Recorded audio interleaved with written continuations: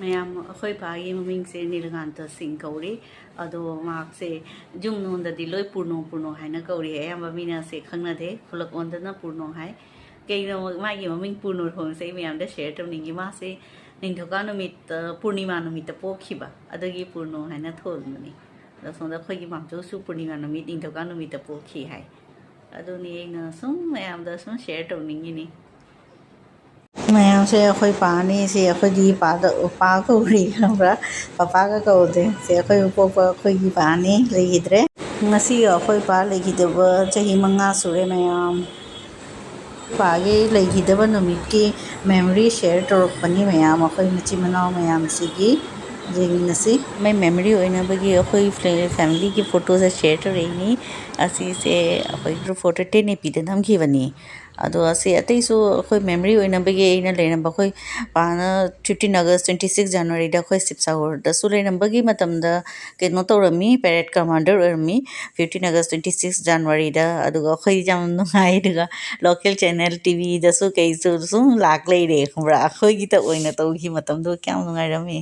adu ni si seina so memory oina bagi keno torini share torini mayam da si ni ma khoi matamdugadi jam nungairami hojiki leihidre aduni nam sum memory oina ba share to in 10 epi quarter ubaduga sina khoi ma pa khoi family purambaki photo ni si se agi ningsinda oina mandir da durga mandir la e khorami yam sum phana bai atma so shanti da sum deina bagi haina aina sum pray torini khoi mayam ni sum phana bagi aigi subscriber aigi viewers mayam su loi phamina rasi aduni durga ima gi arsial phamina rasi haina aina khoiramba chatini sum mamon se nungai tabagi hai tare ko adu loraga koi bazar mu chatli si ja mitei gi pot jomba sina beltola bazar hai du gani ado sini mitei gi do na jai bani jindem jinam awai ja soibum mane alaiba khoi mitei gi loi pe kintu ina thebongoru thi bani ba thebongoru se jolamde to ngari packet gi mana masi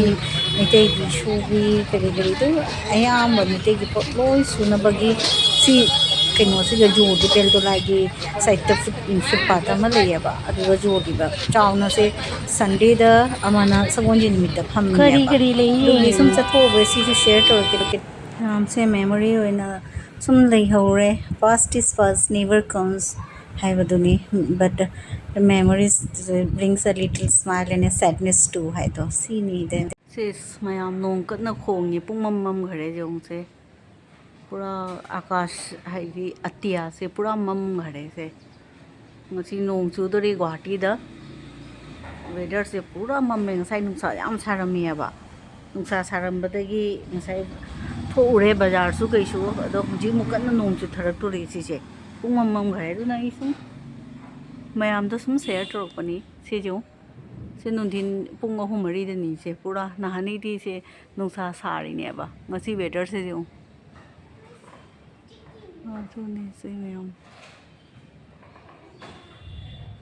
nungsu nungaite weather se koi ba thokpa chatpa su yadre video si su yamna short oi aina khoi pa leihidaba numit ni na sum share toge na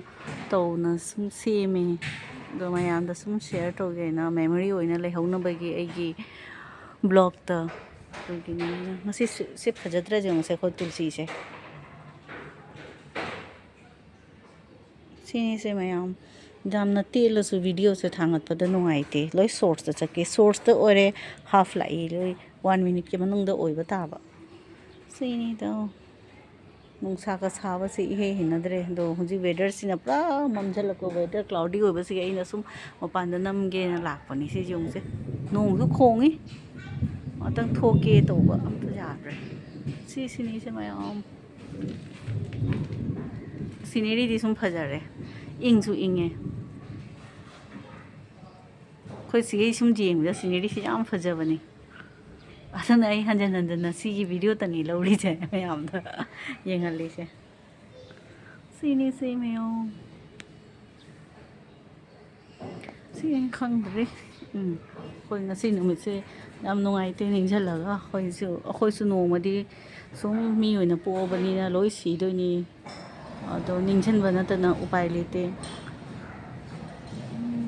dani khoi pagi leigidaba namitni se matamdo corona ogi August ki date 24 dani 2020 gi do kai haitare nungai tawaido nungai te ado su sum kai haitare ngasi chahi manga sujalakpa se ikui kui damane ta khalle dani duna sum nungai taba su share ore blog sum ka memory oina bagi hana gi photo jingdo ina video macha macha sem thamba jingda sum thagat na thamge forever memory oina bagi blog ta haina ina semja bani doni se mayam kharana di sigumba blog se jingning da bani aina su nungai te do masam sai personal life to bani na memory do sum thamning na blog ta youtube to hangu ra bani na ko sum share tawning na tawrini jamna nungai na harau na kanate se memory oina bagi haina sum thambani aina doni se mayam